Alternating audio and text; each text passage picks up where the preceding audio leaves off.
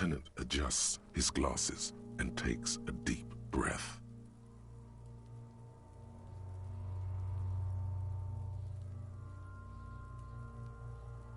I thought we decided to leave it to processing. Damn it. This is turning into some sort of mega puzzle.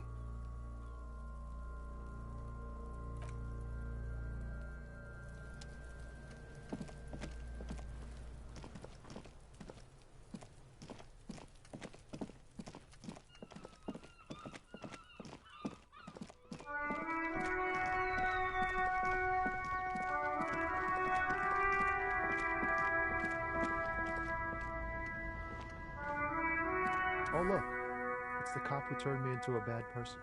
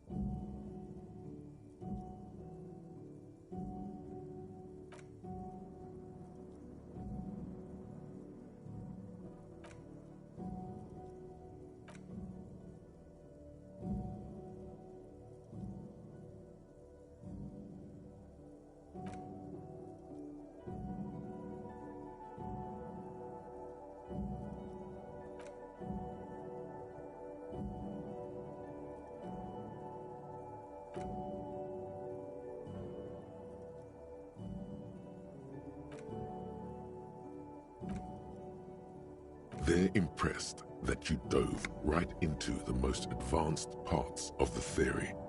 Half an hour evaporates and the conversation is still wending its way toward new and unexpected places.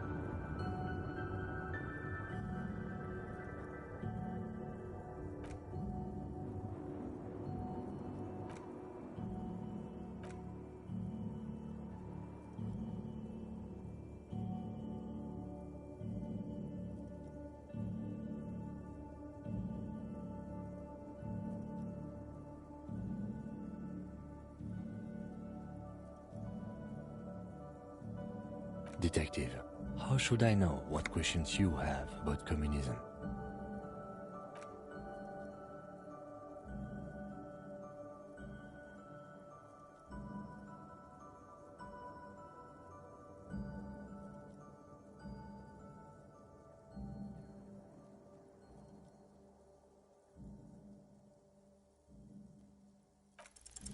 All right, here we go. We're devoting all your available brain cells to coming up with a question about communism. Scratch that. To coming up with the question about communism. The alpha and omega of communism questions. And that question is... maybe in another life, but not this one. Face it, this is the question that's been simmering inside you all along. Sure, you spent some time getting lost in your theoretical labyrinths, but this has been the beast at the center this whole time.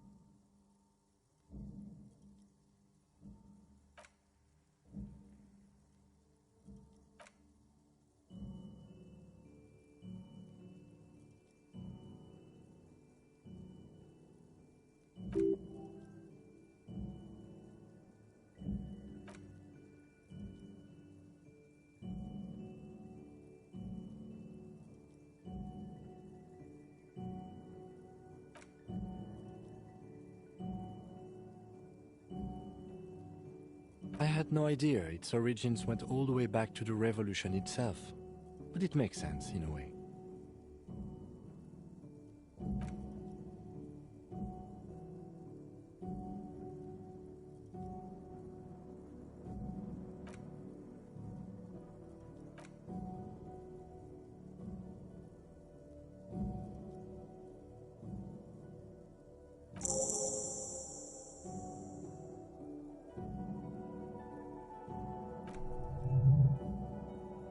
Of course, the matchboxes. You'd very nearly forgotten to ask about them. Now may be your last chance.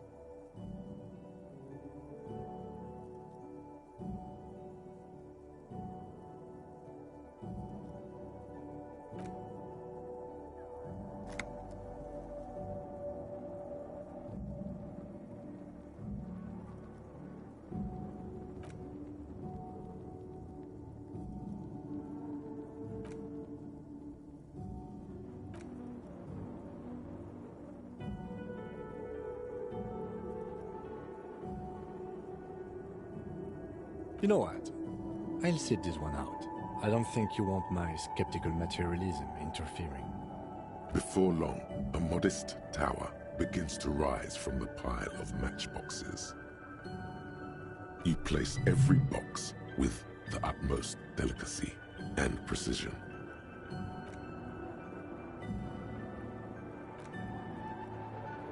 The higher the tower goes, the quieter the room seems to become. Aside from the occasional comment, the three of you are completely absorbed by the task.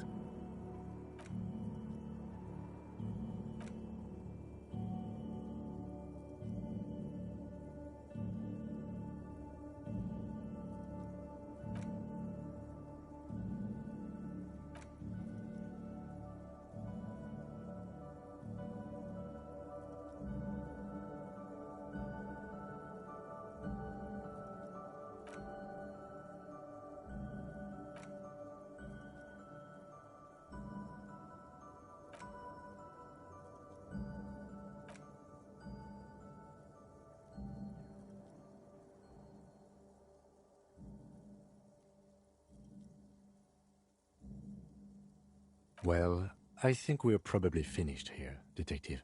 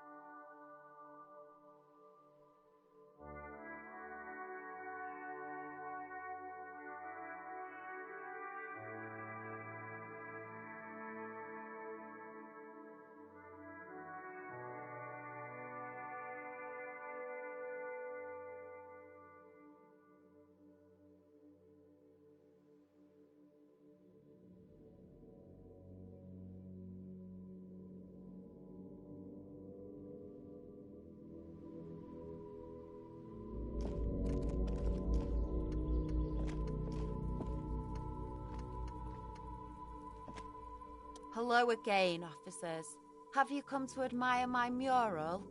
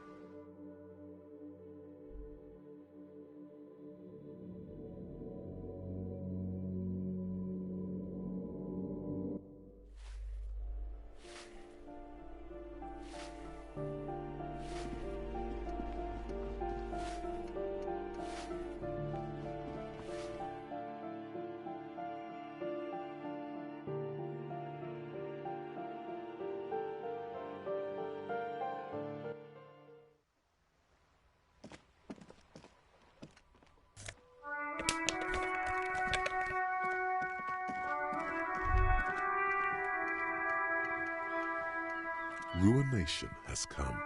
The broken arches betray the once grand history of this building. It towered over the harbor until it happened. A great force from the northeast fired into the city. Heavy artillery shelled the coastline, fired from the water, a straight shot into Revachol. The tenement acted as a defensive wall against the worst of the shelling until it was destroyed, and they had a direct firing line. The wind blows through your hair. The sea breeze cuts around you, high on the balcony as you stare over the edge of the sea. The waves of the Martinez Inlet roll over the fallen remains of the building. The dark waters obscure the better part of the remains. Those arches acted as support for something greater than what you see now. Only 3 stories stand where 9 to 12 once did. Restoration has failed. What the shelling took out was never rebuilt. Underwater, iron helmets have sunk deep into the sand and the mud. Helmets of soldiers, and their finger bones too, and clavicles, littering the ocean floor. A fleet, the combined armies of Occident and Grad, with Mesk volunteers, a 5-nation army, hundreds of vessels. They massed airships further down in the Bay of Revachol. The artillery was so powerful. The ships not only required gyroscopic stabilization, they were anchored into the ocean floor as well.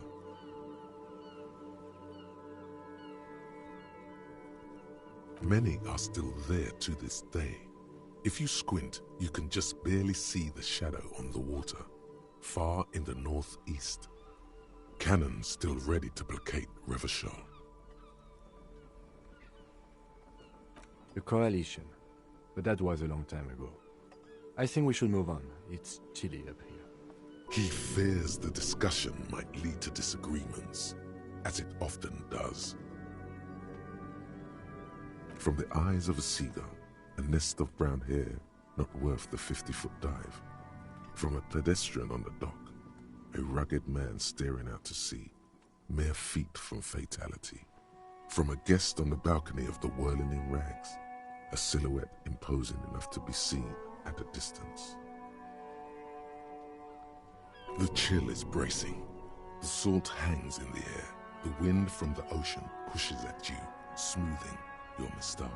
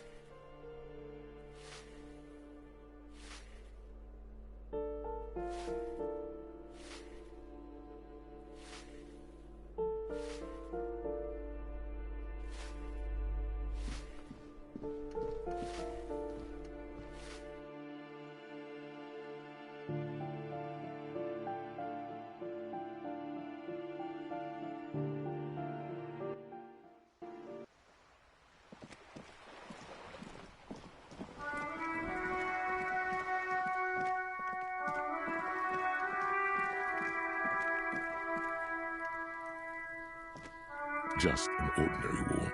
Nothing to see here.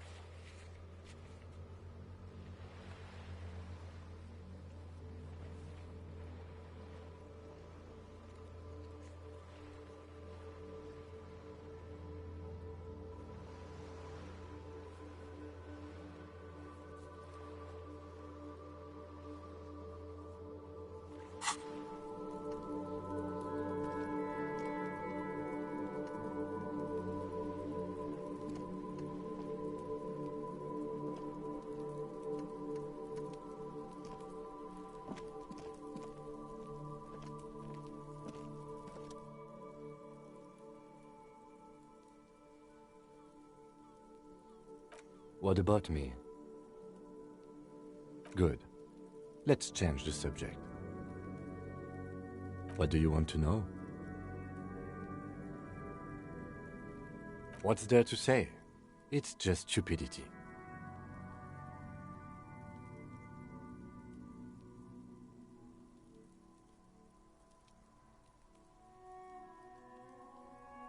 The cop kind. Our precincts can't decide if Martinez is part of Jamrock or the industrial harbor. Yours or mine, as if we somehow own parts of the city.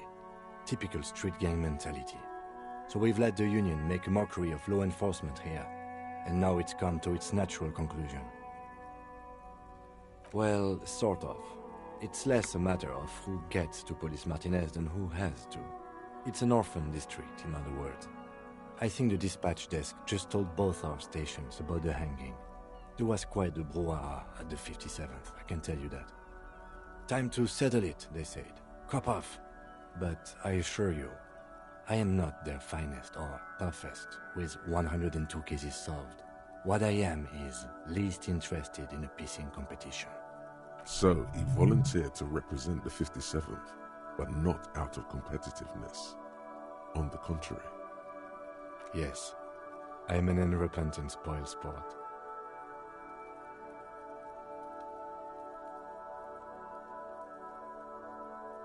Martinez? Nothing. It's just a puddle at the end of some drain pipe. No one cares about this place. They care about sports.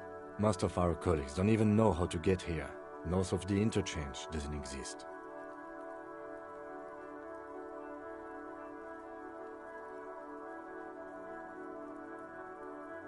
A tremble comes over you. Another after effect of ethanol poisoning, perhaps. Feels like leaves do when they rustle in the breeze, somewhere far away, below the turbine. The 41st and the 57th. The lieutenant was right. It's not about who gets what's north. It's about who doesn't.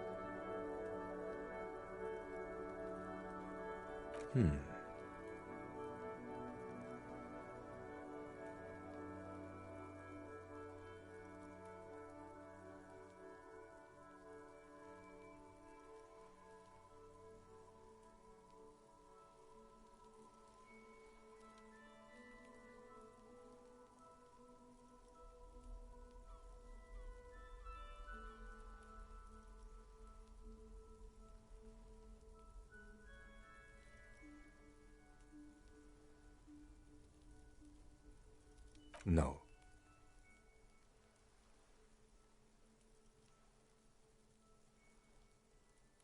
Oh no, it's very imaginable. We fail to place responsibility for the hanging. The harbor company see the situation is out of control, so they bring in private military, maybe a gunship. The Union responds in strength. Automatic fire. Local law enforcement solving one little homicide decides nothing. Not solving it can have real and calculable effects. Things can always get worse. Matter of fact, augury, we should move. Yes, it's a wholly pointless matter. Forget I ever mentioned it.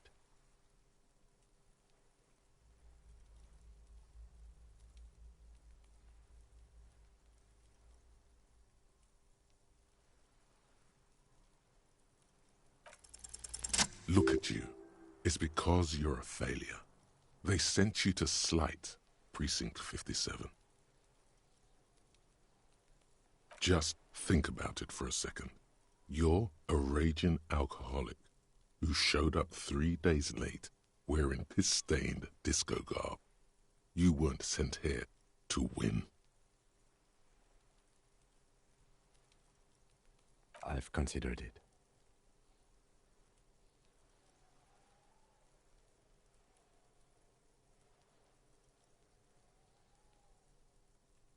I don't think I can say one way or another. I do think it's somewhat unlikely, though. I checked the records. This jurisdiction dispute, who polices Martinez, reaches back to the 30s. It's as old as my station. And all this time we can't decide who gets Martinez? I think, yes, both stations would prefer a win. I am the finest of nothing. Safe? No. But you're old. You've made it this far. Something has brought you through. We've only just started working together, so I don't know what it is yet. But it's there. So no, I don't think they sent you as a joke. And even if they did, they are in for a surprise.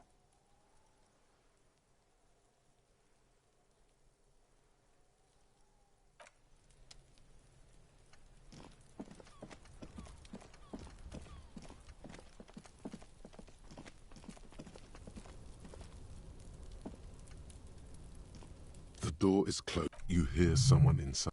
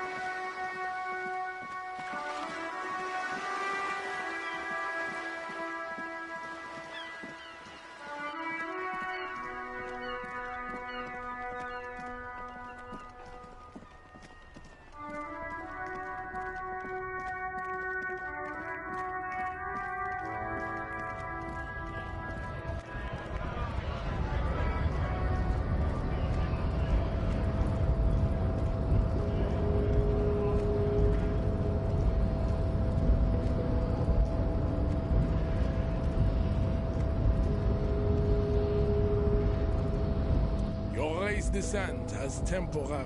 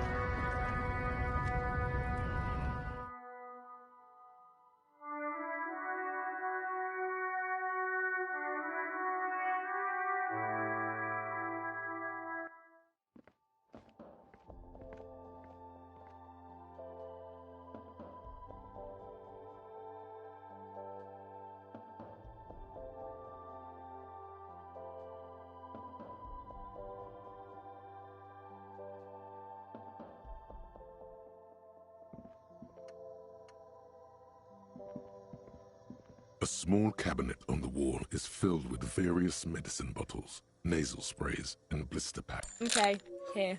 I hope Saint Baptiste makes you feel better. Okay, here. I hope Okay, here. I hope Okay, here. I hope Okay, here. I hope Okay, here. Okay, here. I hope Saint Baptiste makes you feel better or something.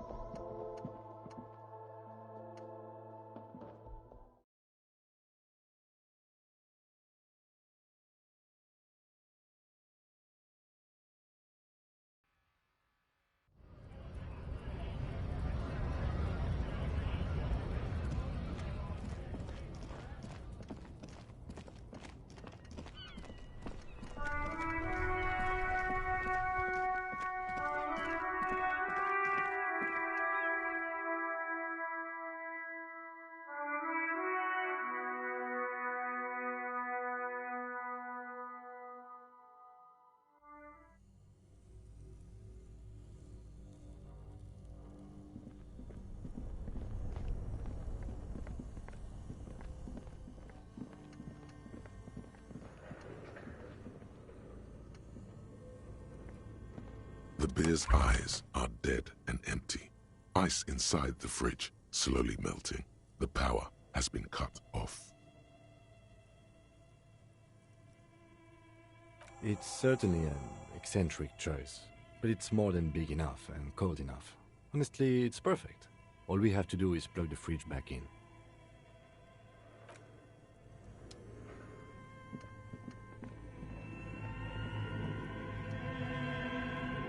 A thick layer of coal dust.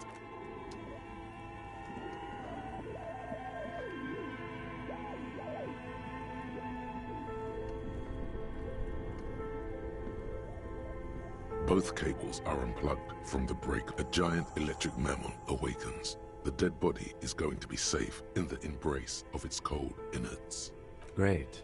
The owners of this building will just have to keep paying for the electricity sucked up by this monstrosity a little longer. Let's return to the fridge.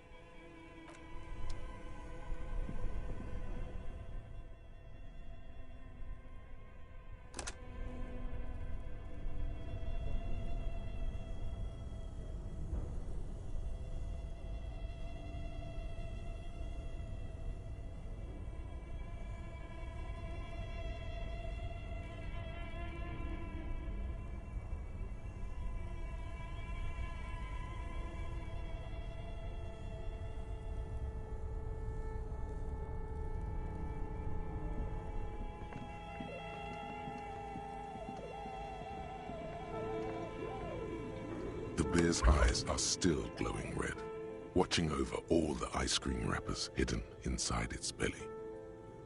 Of course. I'll take the head, you take the feet. It's not going to be the easiest thing in the world, but we'll manage. The two of you, easily.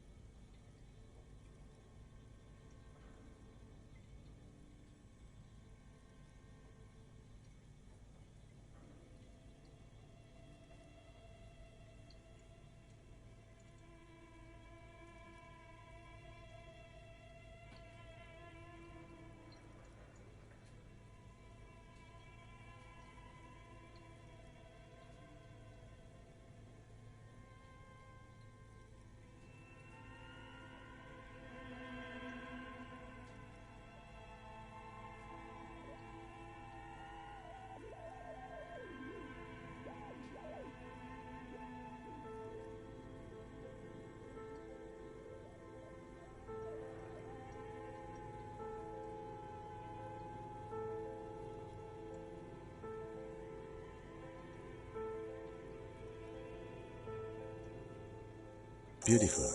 A dead body in a nice bare fridge. This is some of the best police work I've ever done. You've definitely earned a drink after this. Perhaps even some pagan rites.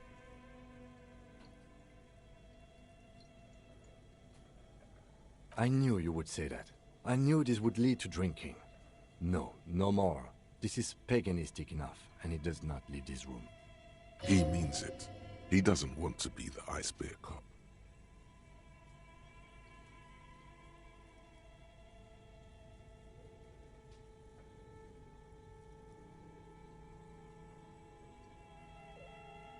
As impressive as the fridge is, this is a small victory, among numerous defeats.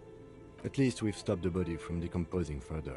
Now you can conduct another inspection, under controlled circumstances.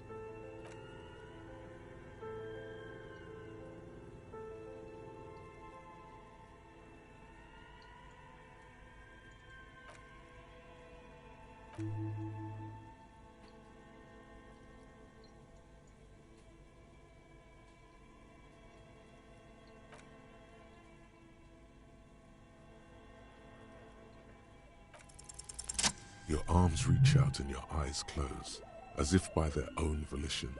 It's dark all around. You feel cold, slippery flesh, first with your fingertips, then under the palm of your hand.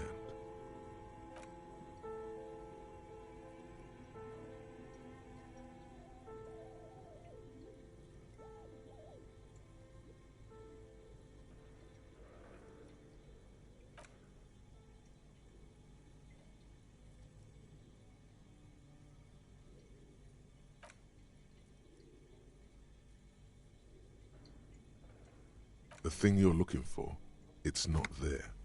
Crawl out, Spider.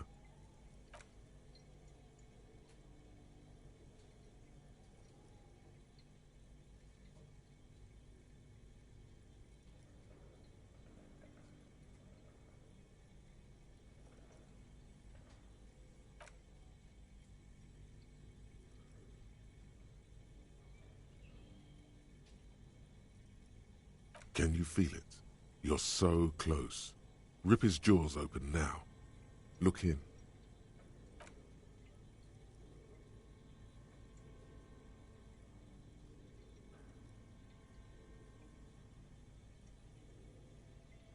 You see a hole, barely visible to the human eye.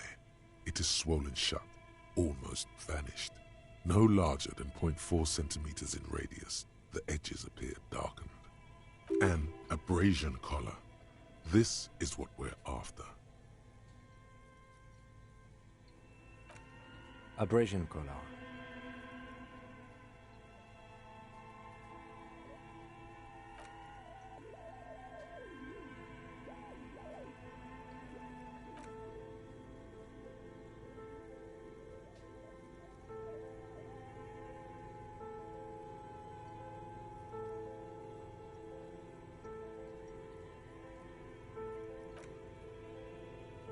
You've seen the drawings. You've studied them.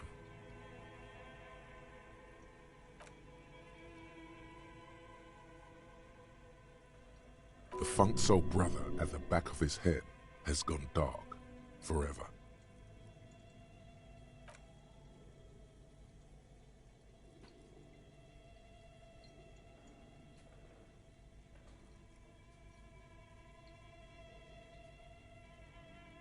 The lieutenant answers with the sound of his pen on paper.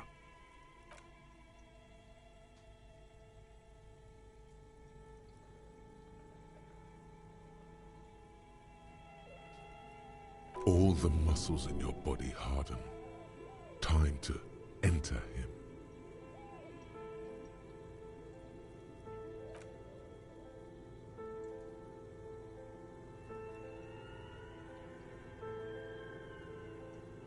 Sharp, serrated material. The edges cut right into your skin. The pain is barely noticeable under the adrenaline rush. Can you get to it?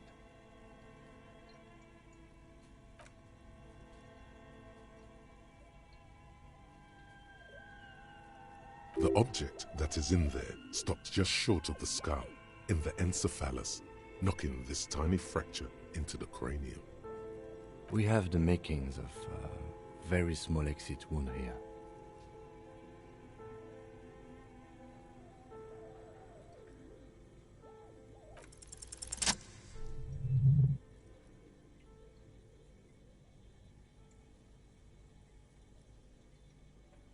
You pick the object between your index and middle finger. Feels sharp, like metal. You press your teeth together. Your jaw is clenched. All you need to do is just... Good.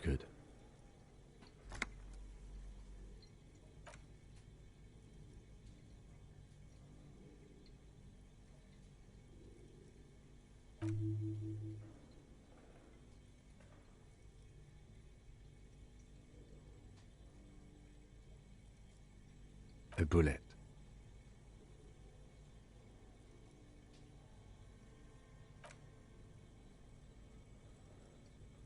The bullet falls in the bag, leaving a smattering of blood on the plastic. He raises the bag under his eyes and says, A non-caliber. Rifle. Some kind of brittle alloy. Fractured on impact. Of course, you've earned it. We need to add an item to the injury list. Injury number 4. Oval entry wound with an abrasion color. Soft palate, back of mouth. High velocity. Temporary cavity in brain tissue. Small exit wound on the occiput. How does that sound?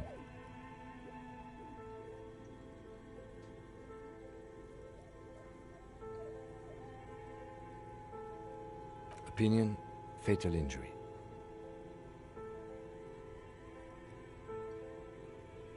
And one last thing, we should amend injury number 3, ligament mark. New opinion, non-fatal, post-mortem. he's proposing the bullet was the real cause of death, and the hanging an attempt to conceal this fact. Yes, and the belt around his neck, the hanging, even dragging him to the yard. All of it was done after this man was already dead. I did not just come up with this. I've had my doubts since you showed me the tracks, officer. Why did they carry him over? Why not march him? There is no satisfactory explanation. There have been other signs too. Small details. Everything is too neatly designed for us to assign probable cause here, as we did, full-heartedly. Well, no more. That's for us to find out. But this, it will make finding them just a little easier.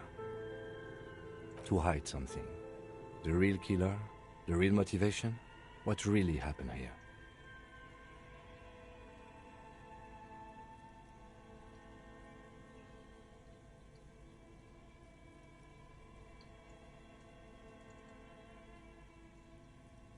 Oh, you really do. I am glad to hear you say that. Your room in the Whirling in Rags should come with a bathroom. Be sure to make use of it in the evening. Yes, we should take a closer look at it. I am certain it has more to tell us. This little thing could reveal much about the weapon that shot it. We bag the corpse and carry him to the holding pen of my kinema. I can transport him to processing myself, but I will be gone for the rest of the day. Work on the case. Tend to personal matters. Try not to do anything too dangerous. An officer needs backup in a neighborhood like this. I'll leave that choice to you. And one more thing. Great work, detective. The word lingers in the air of the basement. Far away, ice cream makers are buzzing, and the sea wind blows outside. Detective.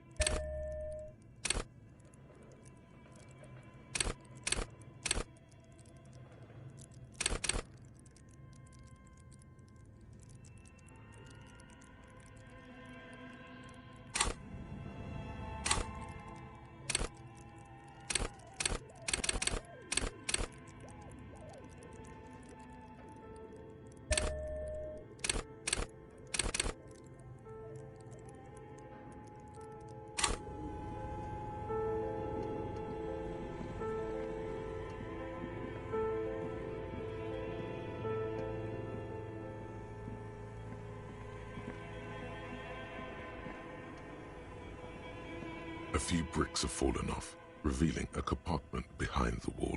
It's too... It means there are firearms, albeit inoperable, still lying around in Martinez. It's an interesting coincidence, I would say. Might come in useful in the future.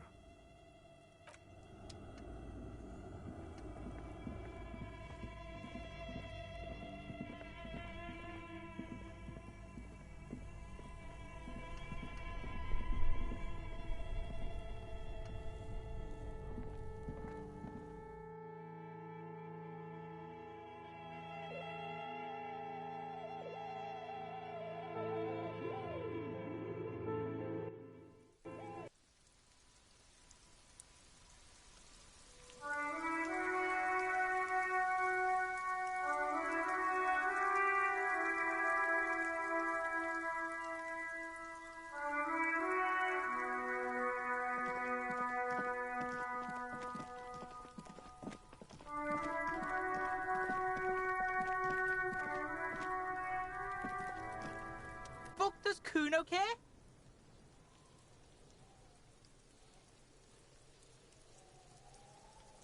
Kuno does...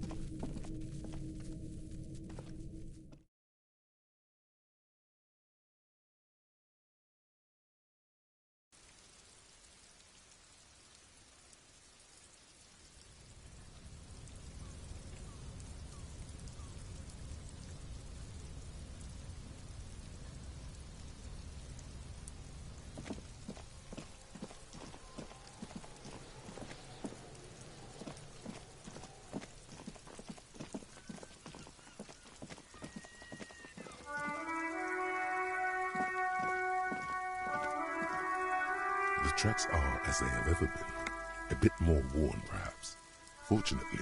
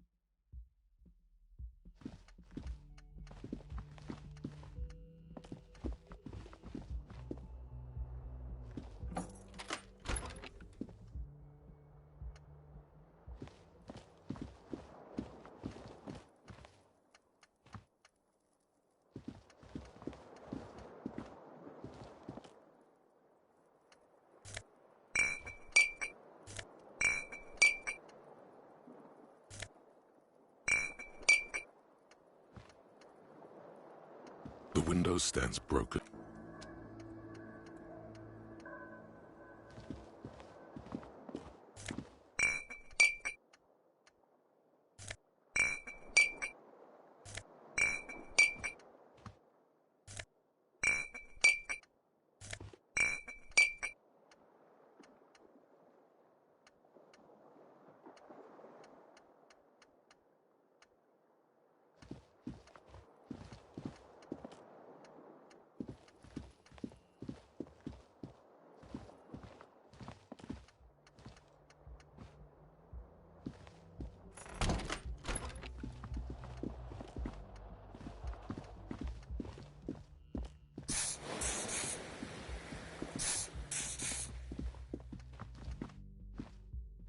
The door is... This door can... As you hold the metal, you...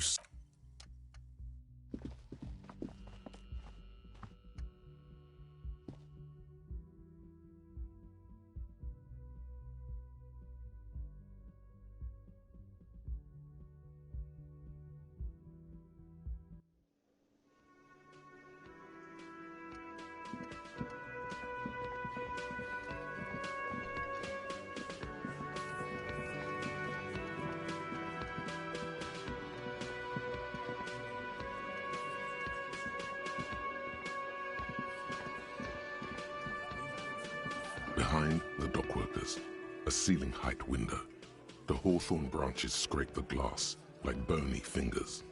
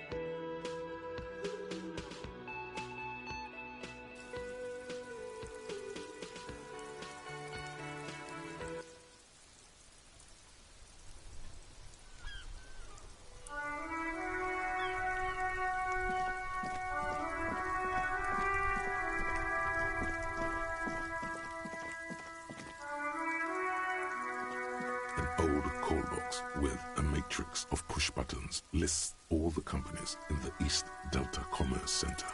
Whatever she says, it can't hurt you. You're a different person now. Stronger, healthier, and alright, maybe not healthier, but it's a bonus that you've drunk so hard you can't remember any of your past relationships. Oblivion's the ace in your corner. There's a light buzz as you press the doorbell, waiting for her to answer the call. It's cold outside, and you can hear the wind blowing into the speaker.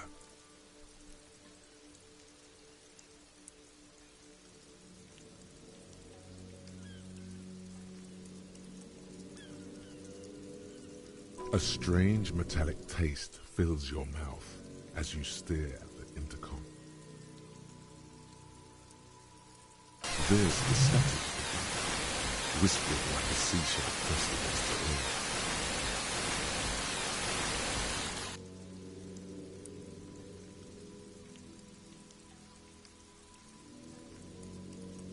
Yes, hello. This is Tricentennial Electrics. Have you come to place an order?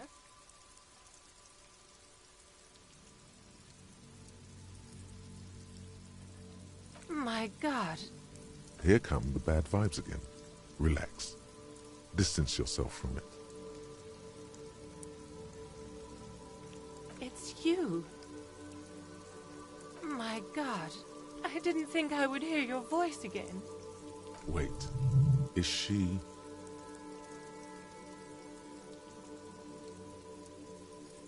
Michelle, just please. Why did you even call? I don't understand. You've been gone for months. I thought you didn't care.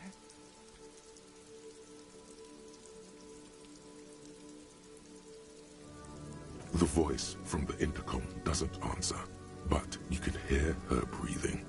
Wind blows into your microphone again, crackling and echoing in the box.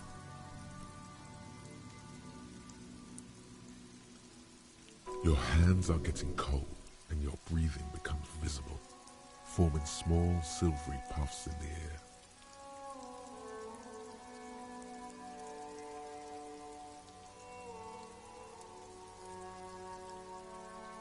Ever since I came to work here, it's been different.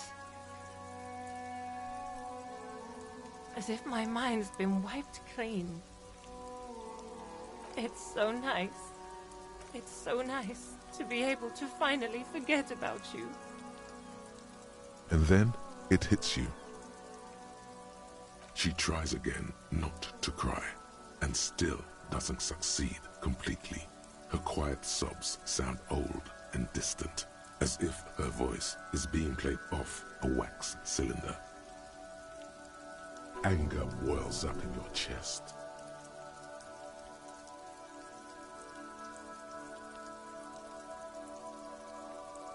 Her sound melts into the static from a long-distance phone call. From time to time, you can hear people talking in the distance, but can't make out any words. This is where you hung up the call the last time, but the recording is still going. The phone rings in the office with an old-fashioned chime, and someone walks by in a pair of heels. The static is like a warm blanket wrapped around the sounds. No one replies, but the static grows stronger like rainfall. Then a female voice speaks out, completely different from the one before. Glorious and total somehow, crawling inside your head. For 300 years I have been here, volatile and luminous, made of sodium and rain. If you want me, you can find me on the beach, dans un dernier bal. So...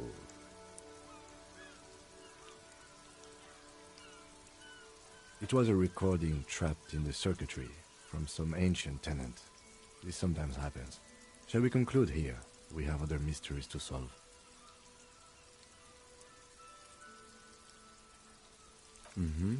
I don't have time to explain it to you right now. Maybe sometime later. Don't take this the wrong way, but during our short stint working together, something weird is almost always happening to you.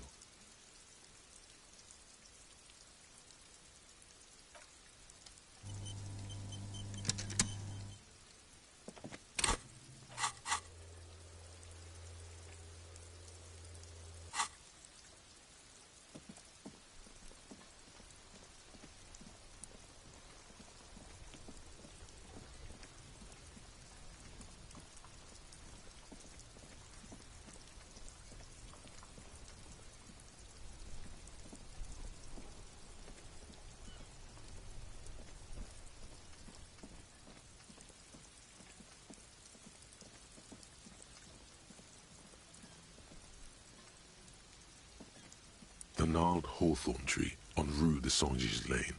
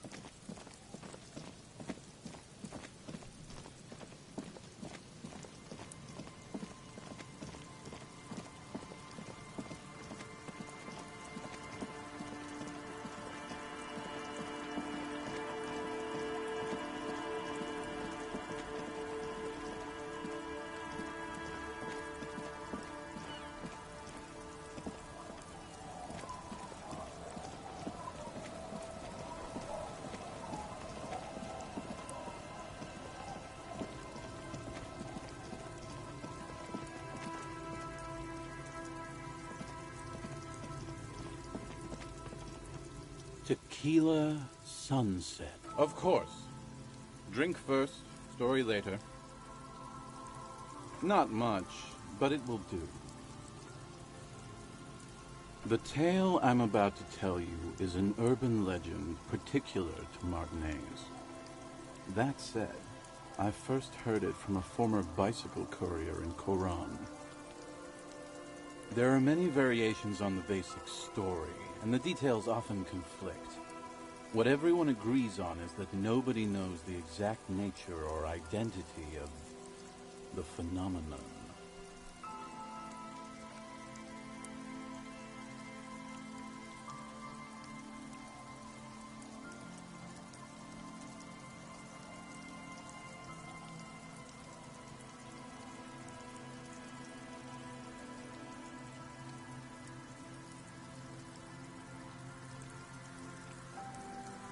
Shut the fuck up, Rosemary. Summer of 44. 17-year-old Gertrude Het is walking home from a late shift at the harbor. It's almost midnight. She stops for a cigarette near the canal. The streets are warmed by a southerly breeze. The lights of a passing motor carriage bloom and fade in the distance. In the harbor's dark, her cigarette is a beacon, dancing alone. The image comes to you effortlessly, as though you'd walked the same streets yourself 1,000 times. Our heroine finds herself enjoying the peace and quiet the canal provides. What she doesn't know is that her peace is about to be shattered. From behind her comes the clattering of hooves. Startled, she turns around, and what does she see?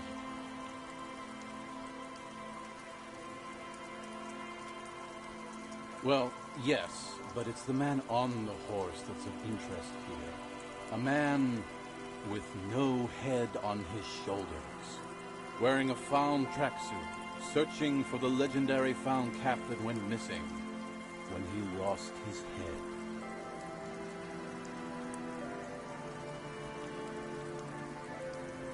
I thought that he rode a headless pig. Well, there are many versions of this story, the most peculiar of which has the headless found rider riding on the back of another headless man.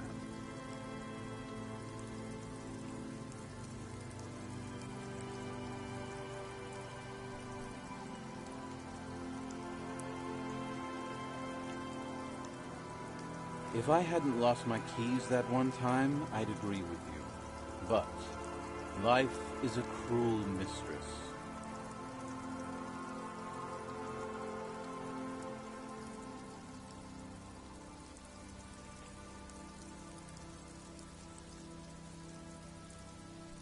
Gertrude Het may have been the first to witness the headless found rider, but she wasn't the last. Oh no.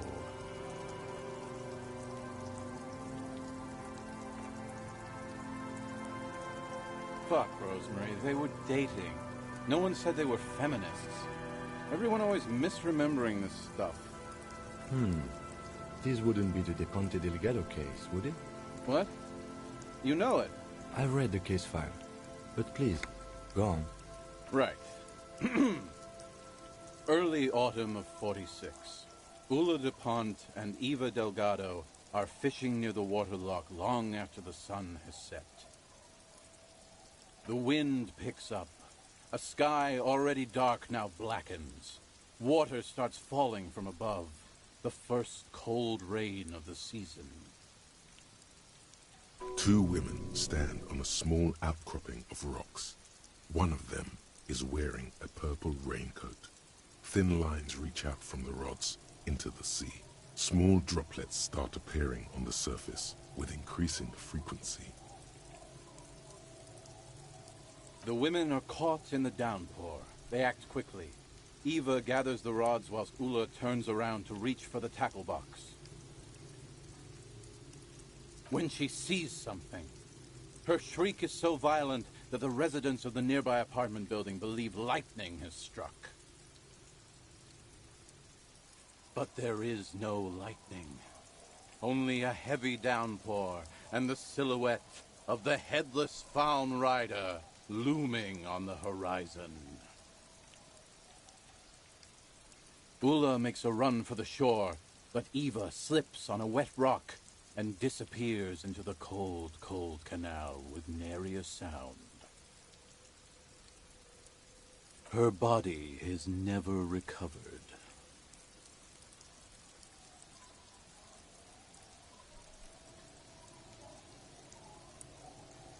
Naturally, Ula de Ponte became the prime suspect in the disappearance of Eva Delgado. De Ponte maintained that it was the so-called headless fallen rider and that she ran, fearing for her life. During the investigation, it became apparent that there was a love triangle, the third party being some small-time businessman. I don't remember the exact details.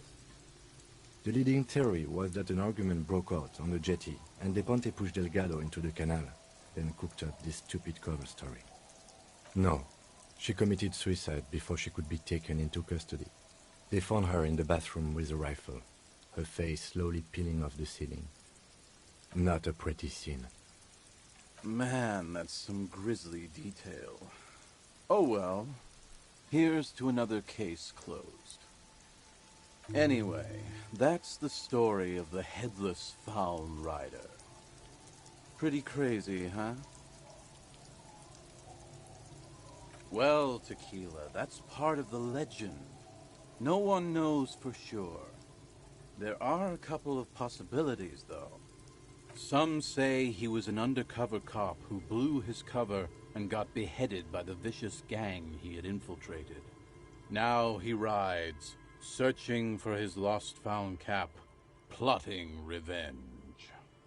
Others claim he was a professional jockey who veered off course during a steeplechase, ended up in somebody's backyard, and got decapitated by an exceptionally taut clothesline. Even decapitation couldn't stop his commitment to the sport. Are you that committed?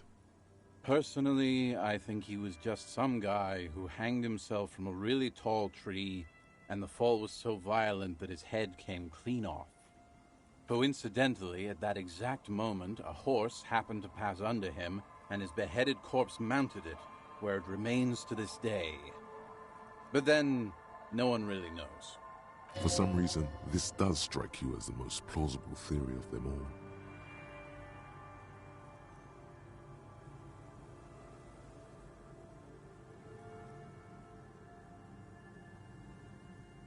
Isn't it? All the pieces fit together perfectly. That's how I know it's right. Anyway, to each his own. You want to hear any other stories?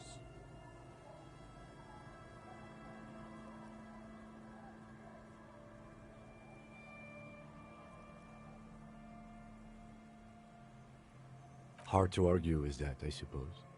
That's the reality situation for you. You think you got a handle on it, then blam! It throws some wild shit at you. That's why it's critical to stay well hydrated. Yeah? Why don't you go eat shit, Tequila? There's no way you know a better one than that. Giants? That the best you got? Give me a break, Tequila.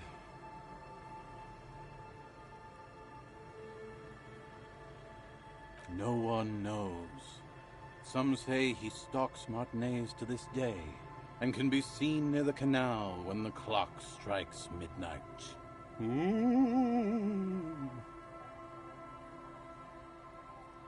He won't, though, because it's just a stupid legend.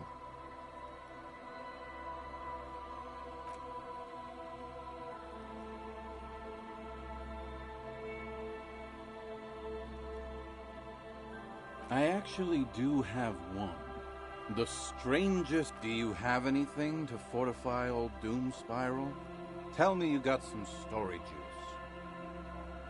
Classy. This last one is the most Martinez story I've ever heard.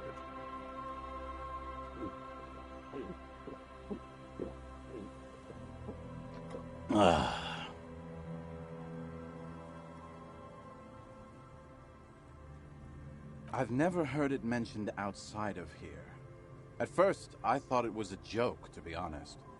But I've been on the coast 8, 9 months now, and in that time I've seen at least 3 expeditions come through, searching for something. A shovel hits the sand somewhere behind the reeds, near an abandoned construction yard. The young men look over their shoulders suspiciously. The sound of their digging seems loud in the sudden silence.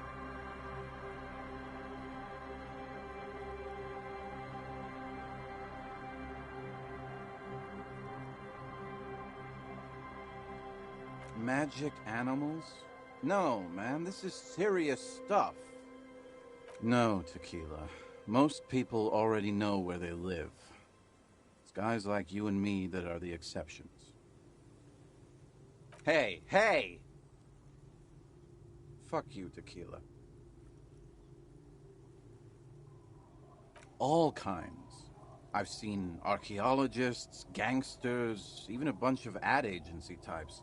I'm telling you, Tequila, this thing's got a pull on certain kinds of people. Wait, there's a tingling back here. The stirring of a faint sensation.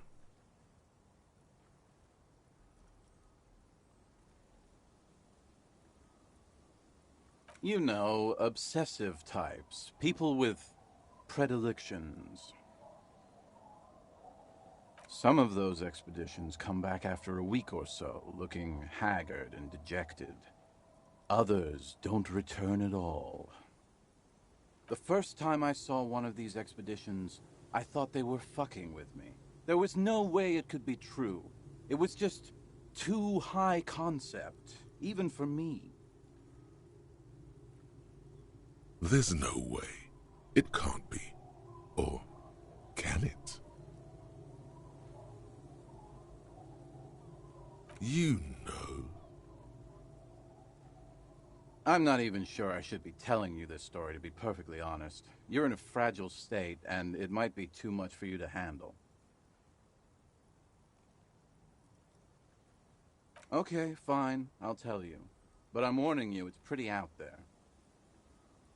Our story begins at a legendary design studio, right here in Martinez. There was this designer. His exact name is lost to history, but in life, he was a legend.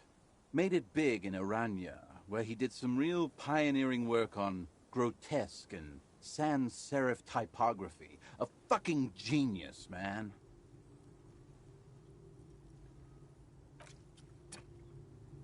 That is, if he even existed. Who knows? It's an urban legend, after all. He existed, all right. You feel it deep within your basal ganglia. He was as real as you are. I'm talking about...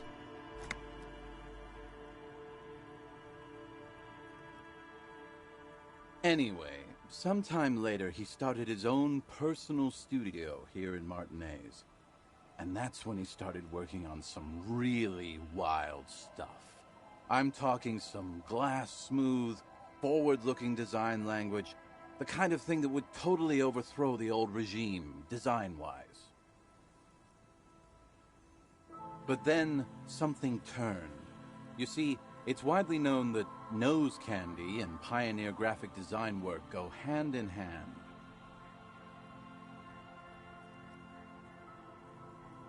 You've got to understand, the work this guy was doing was so high concept that regular amounts of cocaine just weren't cutting it. By the end, they were bringing it in by the lorry load.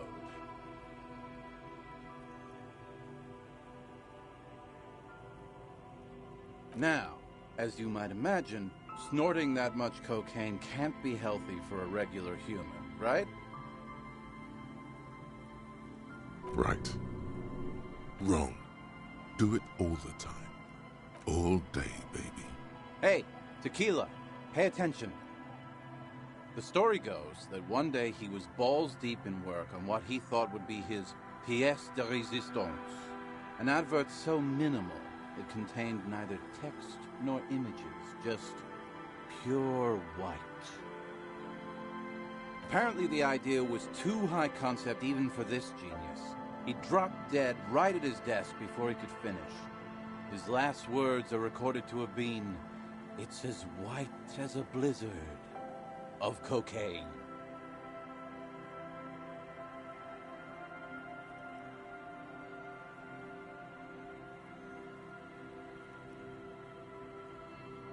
I know, Tequila. I know.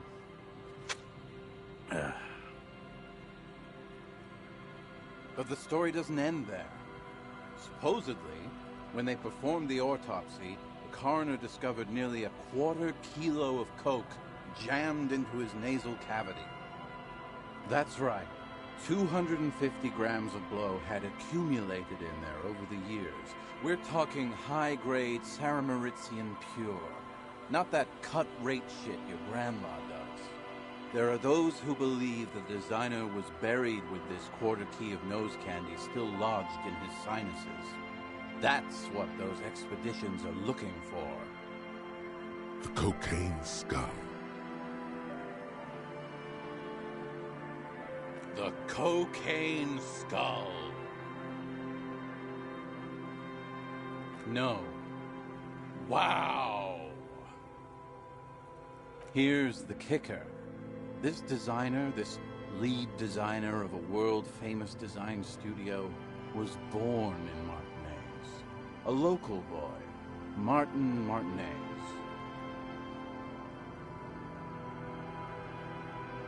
That's why he brought his studio here, back to where it all began.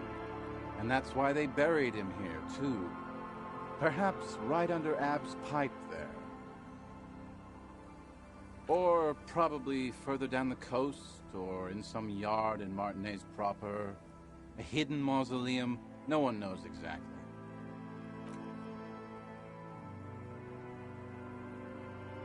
This is ludicrous and physically impossible.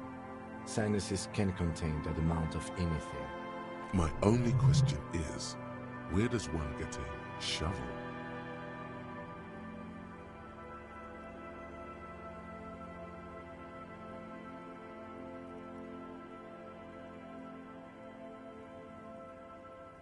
The archaeologists say they want to put it in a museum, the gangsters say they want to sell it on the black market, and the ad agency guys say they're seeking inspiration.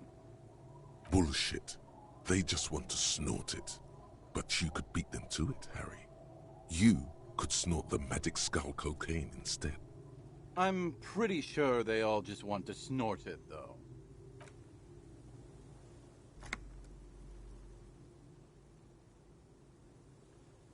Don't listen to him or his grandma. He's just making things up.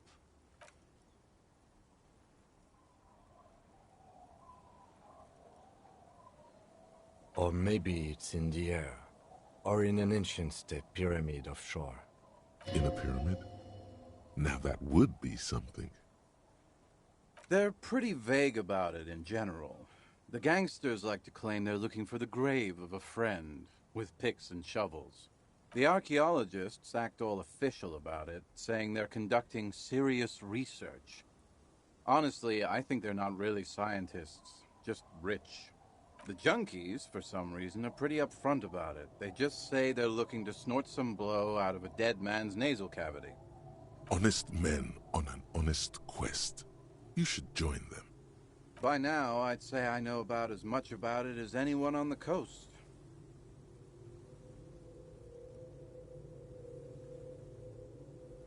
Whoa, whoa, whoa. Hold on just a minute. Finding it right now is literally impossible. What? For one, the way is blocked by that big lorry that says Delta Logistics Company on the side. You definitely have to search the area behind that lorry too, yet it is impassable. Second, outfitting an expedition like that is expensive. It'd have to be a big production to do the cocaine skull justice. You need new gear, people who know what they're doing, all kinds of provisions. It's just not feasible within the economic and temporal frame of our current setup. Matter of fact, unless a bunch of money just falls out of the sky, we might never know what's up with that skull. I have to agree. We barely have what we need to solve the case we've got now. We can't afford to run around chasing after quasi-mythical pieces of drug paraphernalia. Besides, it would look extremely bad for the RCM to be caught up in something that has the word cocaine writ large on it. The PR is tricky on this.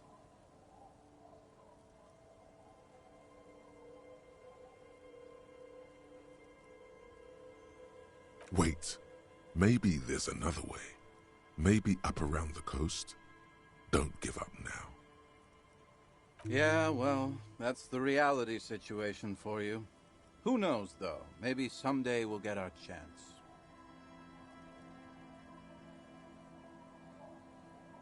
Not that I can think of, currently. That might be the case. Yes. Right. A story. I've never heard it mentioned outside of here. A shovel hits the sand somewhere behind. All kinds. Wait, there's a tingling back here. You know, some of the first... There's no... You... I'm not even sure I should be telling you this story to be... Oh, there was... He existed, Any... But then, you know, the sinus... Can't see. Along with these two... Shit, you've got... Now. Right, wrong, all... Hey, Tequila, pay attention. The story goes... Apparently the idea was too high concept even for this genius. But that's... There are the... The cocaine skull. No. That's... Or... This is ludicrous. My only question is, where does one get it? Whoa. What? For 1 second, it's just... I have to... Besides, it would look Wait. Yeah, well, that's the reality situation for you. Who knows, though? Maybe some...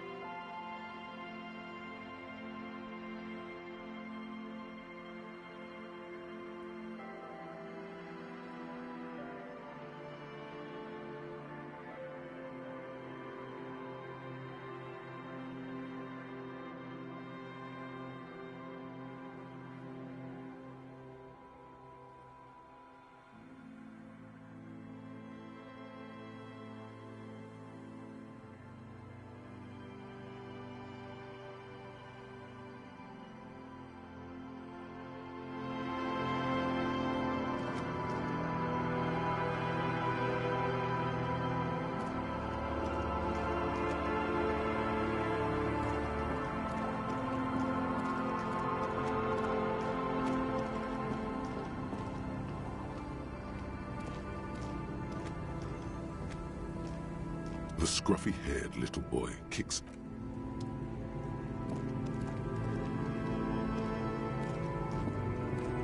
Our tenant, the policeman. I hope the waves don't keep...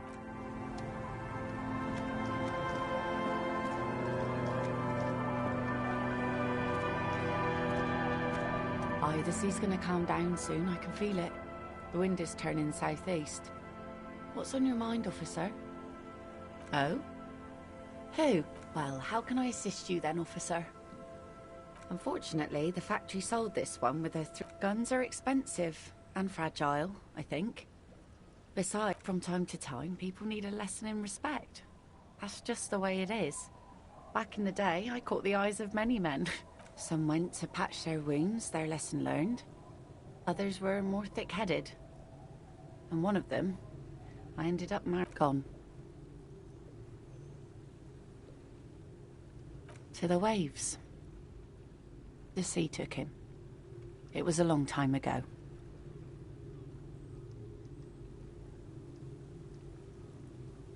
He didn't respect the sea. Went out. Now, before you tell me... She really liked those muscles, though.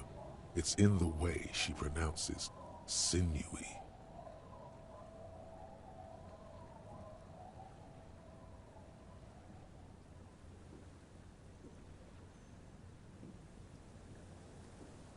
Us working folk don't have the luxury to be bedsick with melancholy.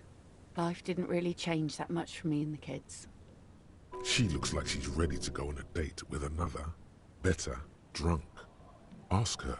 Both of you could need some action.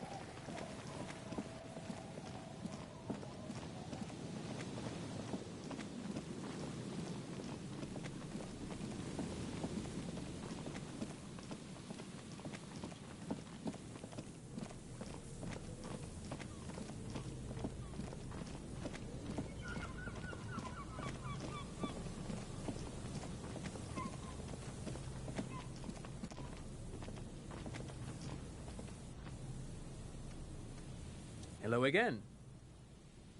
Sure, what's on your mind? But of course, what else? I do have some money, yes, but that's not what's really important here. He's not gonna give you money. What are you doing? Clearly you were just profiling. Oh no, I don't have it on me, officer. I was talking in... I'm just spending time with my kitty. Not that he would have to worry about being...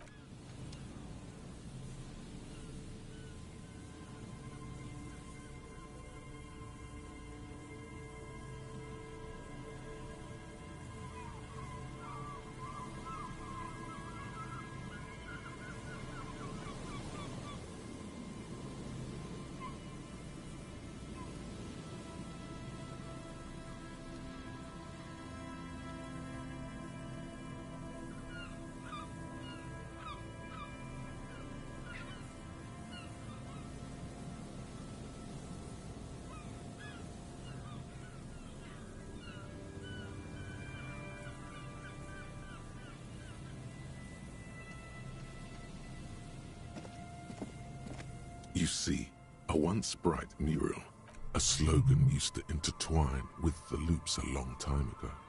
Now, only a shadow of peeled letters remains. It says, tomorrow is just a whisper away. Looks like tomorrow never came.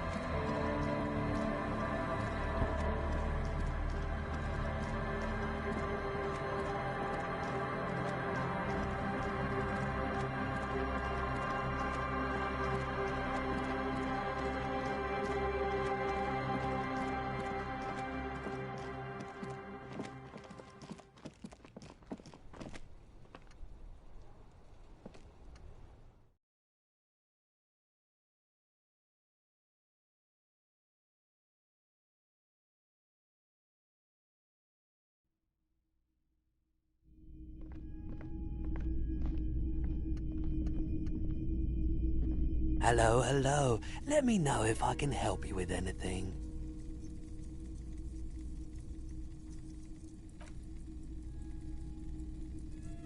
The pawnbroker's gaze is already fixed on the dancing cup.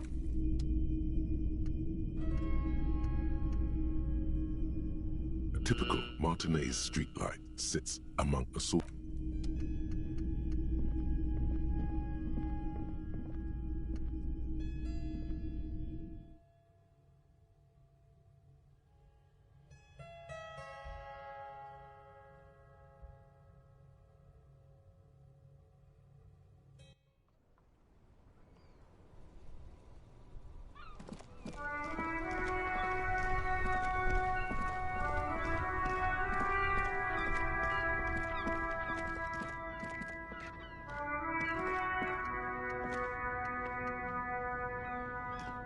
Everything's still cool here, officer.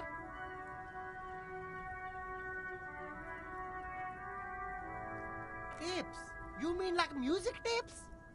No, music is out. Don't listen to music. I sell extremely cool sunglasses if you want to get your mojo going. Tapes? Tapes are everywhere. They're worthless. Kids throw them in the trees. There's one in the bushes, right behind this lorry.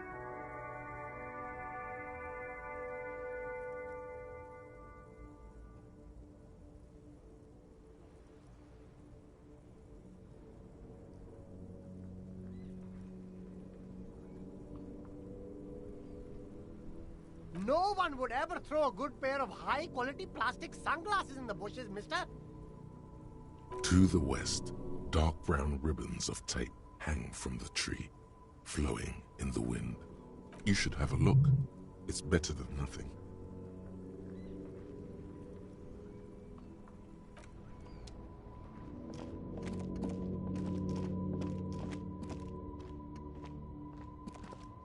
The gnarled hawthorn tree on Rue de...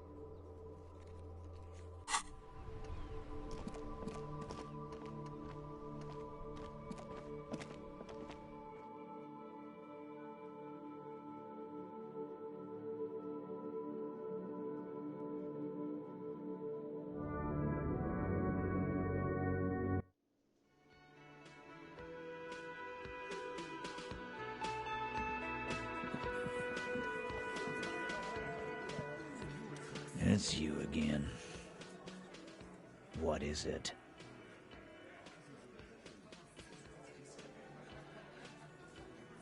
Incriminating. Now that's a big boy word. Evrard? And what did he tell you? That we killed him? That we took a cargo belt from the harbor, went out back, and used it to hang him? The man gets a strange gleam in his eyes. His fist contracts as if going through the pulling motion again, savoring it. Because we did. All of us together. I hope he told the story straight. I hope he told it well.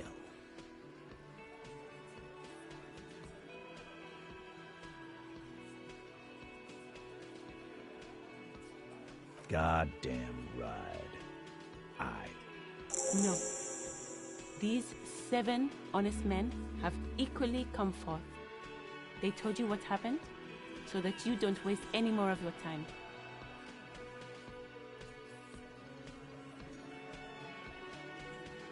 How many people have you sent to the Shades?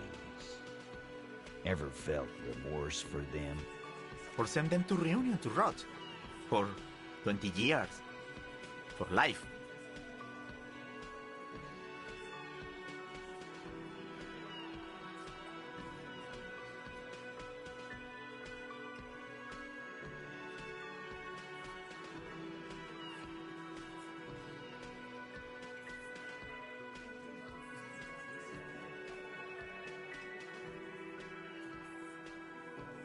But you see, a lawman, is something people agree upon.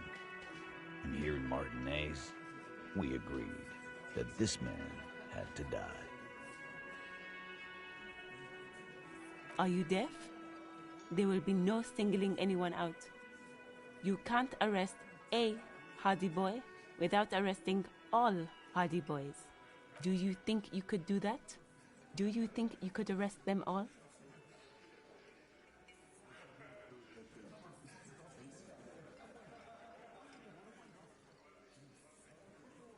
That's for the courts in Les Jardins to decide, not for the officer making an arrest, which we all know you won't be. What you can do right now is go back to your station and write a report. No. We'll stay here and discuss what happened that night.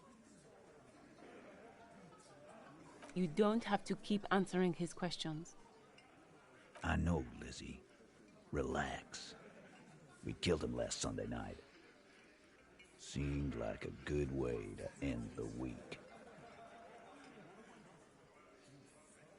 Known him?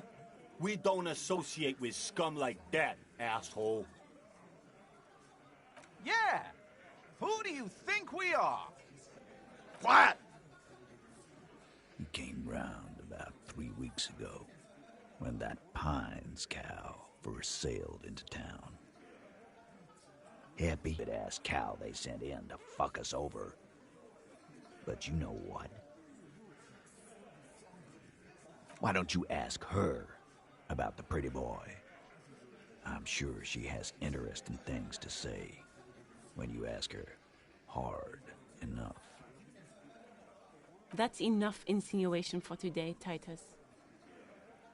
Officer, your interview is drawing to an end. Don't waste your last questions.